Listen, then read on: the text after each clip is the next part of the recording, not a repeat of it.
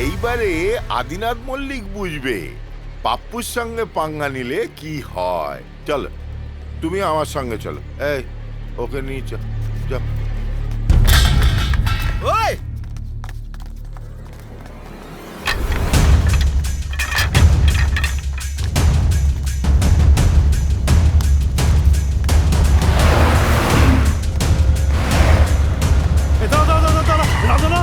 চাপো।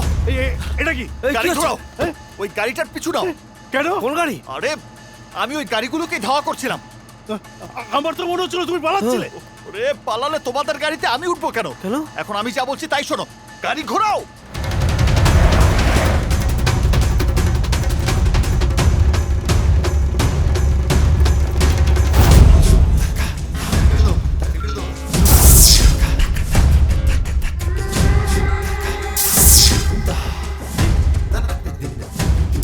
এটা কে মামুনি? তোমার নাগর? সঙ্গে অনেকগুলো লোক জুটিয়েছে, ভালো, খুব ভালো। এবারে আসুক, আমার এই ছেলেগুলোর একটু হাতে সুখ হবে। হাত নয়, আমি মুখ চালাতে এসেছি। এবার তুই ঠিক কর, কথা শুনবি না মার খাবি। সওয়াল চাস না বাওয়াল? বলে বাওয়াল না সওয়াল? এই যা, ওর বুকনি থামিয়ে ঘুগনি বানিয়ে দে, যা।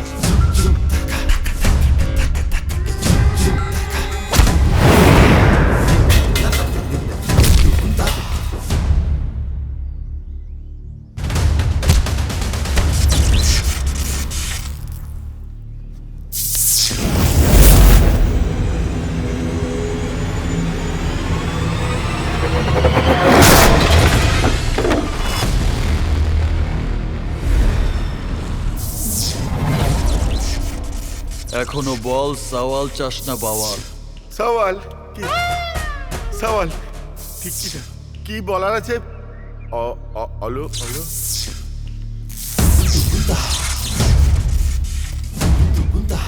মিস্টার আদিনাথ মল্লিকের সাথে তোর পুরনো দুশ্মনী থাকতেই পারে, সেটা তোরা নিজেরাই ঠিক করে নিস। তার ভেতরে আমাদের জড়াবি না। আর একটা কথা মনে রাখিস, শ্রীজাতা এখন ও বাড়ির মেয়ে না, ওর পরিচয় ও এখন আমার স্ত্রী। উপরওয়ালা আমাদের জীব বাইরে আর নার্ভ শরীরের ভেতরে দিয়েছে কেন জানিস? যাতে আগে আমরা কথা বলে ঝামেলা মেটাই, আর কথায় না মিটলে তারপর পেটা।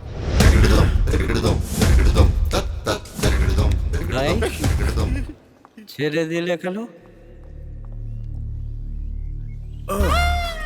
সেঞ্চুরি করতে গেলে সব বলে ছক্কা মারতে গেলে হয় না, মাঝে মাঝে ডট বলো ছাড়তে হয়।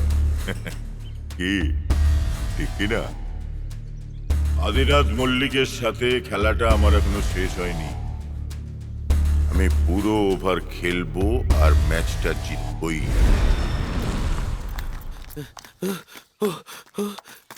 এত কিছু হয়ে যাবার পরেও তোমার বোনের মুখে কথা নেই কেন?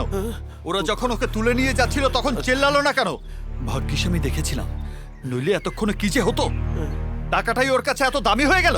টাকা নয়, টাকা নয়, স্বামীর মঙ্গলই দামি। টাকার ব্যাপারে সুনিতা তোমার সাথে মজা করেছিল, আমরা বিশ্বাস করি।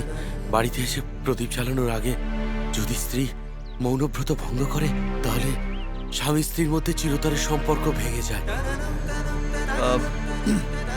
যাই হোক, তুমি তোমার বোনকে সেফলি বাড়িতে নিয়ে যাও। আমি একটু আমার লোকদের সঙ্গে কথা বলে আসছি। এটা তোমার লোক? হ্যাঁ, আমার ফলোয়ার্স, হ্যাঁ? মানে ফ্যান ফলোয়ার্স। ও, বলছিলাম আজকে যেই চেস, এই ফাইটিং এই যে হলো না, এগুলো যদি আমার ফিল্মে ব্যবহার করি। করো, বাট আজকের এইসব বাড়িতে কিন্তু একদম জানিও না। পাগল নাকি? অযথাই সবাই টেনশন করবে। ইয়েস, ওকে, ডান। যাও। শ্বেতা, আয়, এমনি বাড়িতে টেনশন করছি, চ চলি।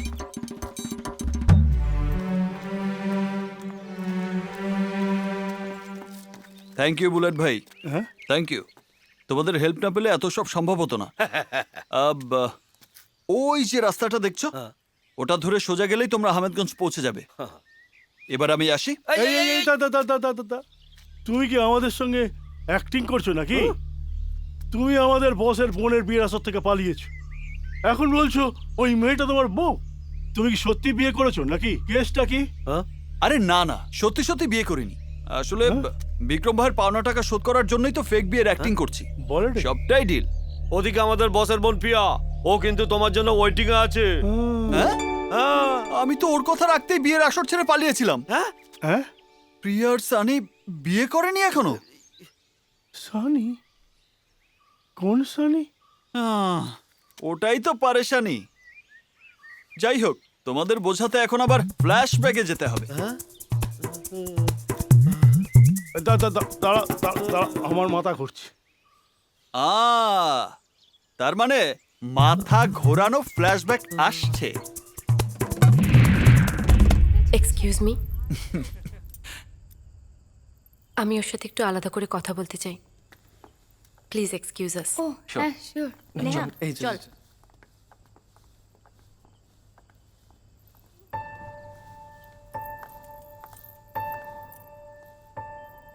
কি হয়েছে প্রিয়া? Any problem? রাজা, এই বিয়েটা হবে না। এসব কি বলছো তুমি? ঠিকই বলছি।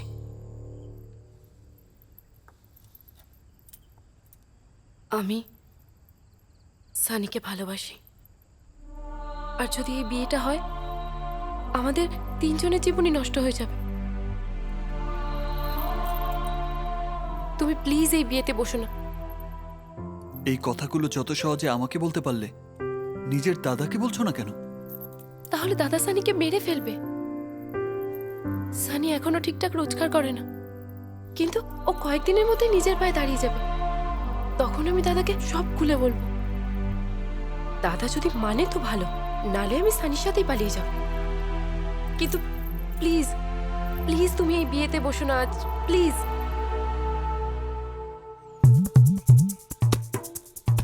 ওরে বাবা রে, বাবা রে, বাবা রে। আবার তুমি সত্যি বলছো না ঢপ দিচ্ছ? আমরা কিচ্ছু বুঝতে পারছি না। তুমি সরাসরি বিক্রম ভাইয়ের সঙ্গে কথা বলো। আমরা কোনো রিস্ক নিতে পারবো না।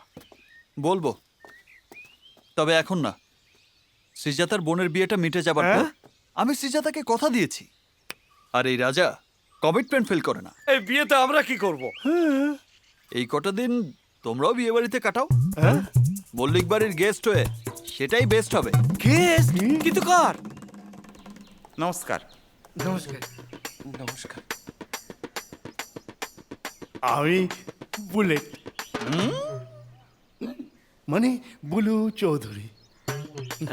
আগে আমি নেপা, মানে নেপাল মন্ডল। জামাই, এরা তোমার আত্মীয়? হ্যাঁ, এদের সবাইকে দেখে তো ডাকাতের বংশধর মনে হচ্ছে। হ্যাঁ, আমার কাকার কাজিনরা দেখতে এমন বলেই তো আজ পর্যন্ত এদের বিয়ে হয়নি। তাই তো মন্দিরে মসজিদে দোয়া করে বেড়ায়।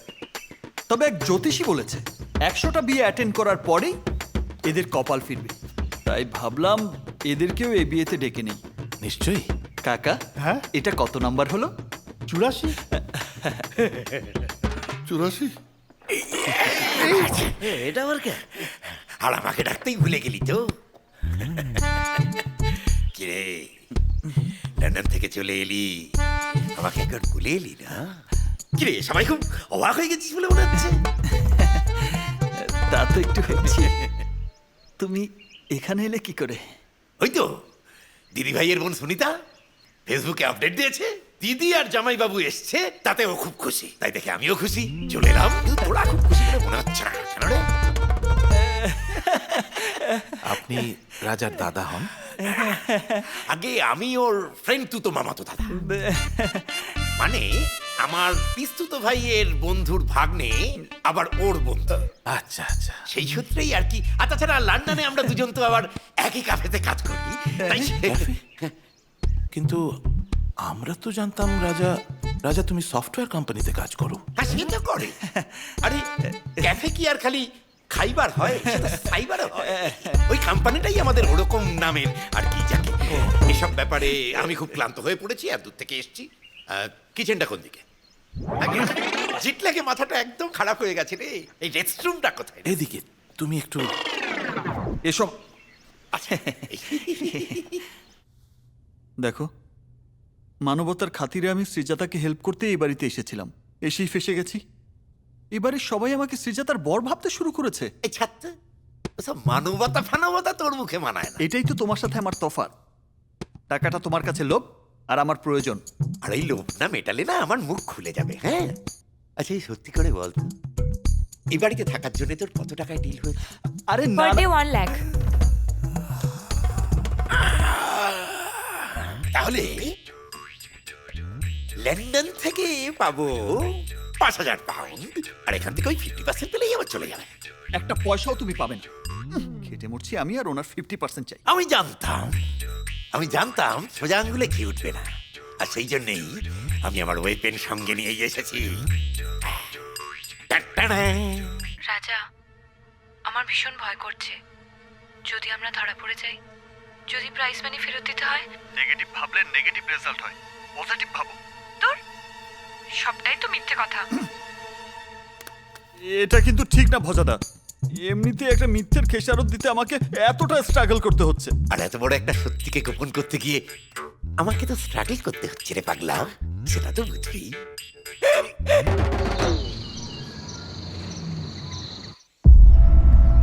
তোমার রাজা চৌধুরীকে চাই? হ্যাঁ দাদা। তুমি বলছো রাজা চৌধুরী মিডল ক্লাস ফ্যামিলির ছেলে। এ কথাটা তুমি যদি আমাকে আগে বলতে, তোমার বোনের বিয়ে আমাদের মতন সমকক্ষ ফ্যামিলির ছেলের সাথে ঠিক করে দিতাম। জানি দাদা, কিন্তু আমি প্রতিজ্ঞা করেছি আমার বোনের বিয়ে ওই রাজা চৌধুরীর সাথেই হবে। আর তাছাড়া এটা আমার বাবার শেষ ইচ্ছে, সেটা তো আমার রাখতে হবেই। আজ আমি মিনিস্টার হয়েছি তোমার বাবার দৌলতে। প্রবীর, পাপ্পু মণ্ডলকে ফোনটা লাগাও। হ্যাঁ, গুড মর্নিং দাদা, বলুন। তোমাকে একটা কাজ করে দিতে হবে পাপ্পু। হ্যাঁ, একবার শুধু বলুন না স্যার। না না, আমি না, কি করতে হবে সেটা বিক্রম বলবে। হ্যাঁ, নমস্কার, বিক্রম বলছি। আপনার এরিয়াতে একটা ছেলে আছে, নাম রাজা চৌধুরী। আমার ওকে চাই।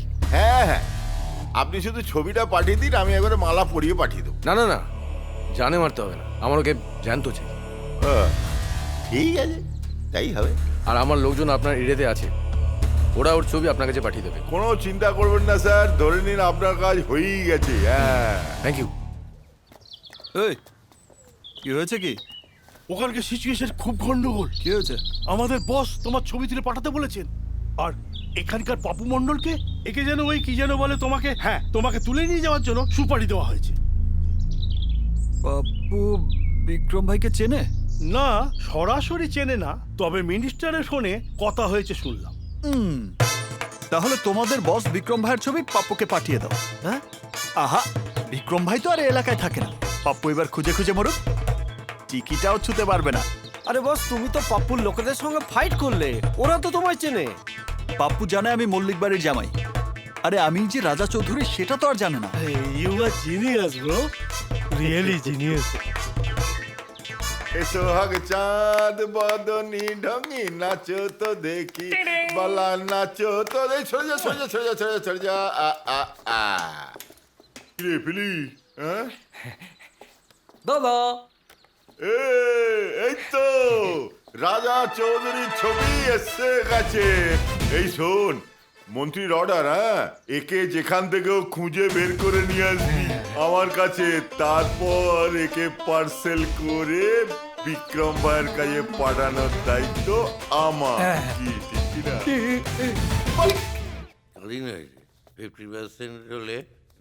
দিনের বেলা এসব কি শুরু করেছো ভজাদা? একবার মুড বানিয়ে নিলে না আমার কাছে ওই দিন রাত্রির ভালো মন্দ সব সমান। যে কথা আমি বলতে পারি না সে কথা আমার হয়ে মত বলে দেয়। যেমন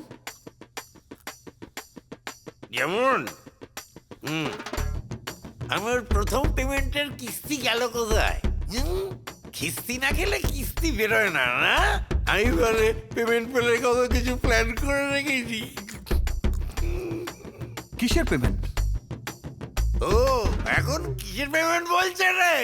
কিসের পেমেন্ট বলে এটা মনে আছে? ল্যাপটপ। ভুলভাল বকছো ভজাদা। ল্যাপটপ, পেমেন্ট, বুঝেছি। তোমার নেশা চড়ে গেছে। কি করে পেগ বানাতে হয় আর কি করে প্লট বানাতে হয় তাই ভজার ভালো করে চালাচ্ছে। এবার কেমন ভাজি শুধু দেখ।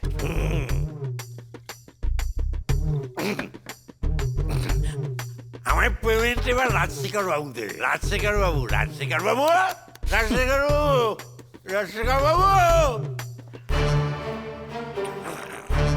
আসুন, দেখুন মুখ আর মুখোশের পার্থক্যটা একবার বুঝে নিন। মানুষ চেনার শর্ট ফিল্মটা একবার দেখে নিন সবাই। দেখলে সবাই ছিটকে যাবেন। পুরনো সব ধ্যান ধারণা ভুল বলে প্রমাণিত হবে। আমার খুব খারাপ লাগছে রাজা। বাড়ির সকলে কত কষ্ট পাচ্ছে বলো তো। কিন্তু না পারলে কোনো উপায়ও ছিল না। কষ্ট তুমিও তো কম পাচ্ছ না শ্রীজাদা। দেখো, বাড়ির সবাই একদিন আমাদের মেনে নেবে। যদি তাই হয় তাহলে খুবই ভালো। এখন থেকে শুধু পজিটিভ ভাবো, তাহলে পজিটিভ রেজাল্টই হবে। আমরা কোনো অন্যায় করিনি শ্রীজাদা। আমাদের সাথে খারাপ কিছুই হবে না, সব ভালো হবে। দেখো বৌদি, ভজা বাবু, থ্যাংক ইউ।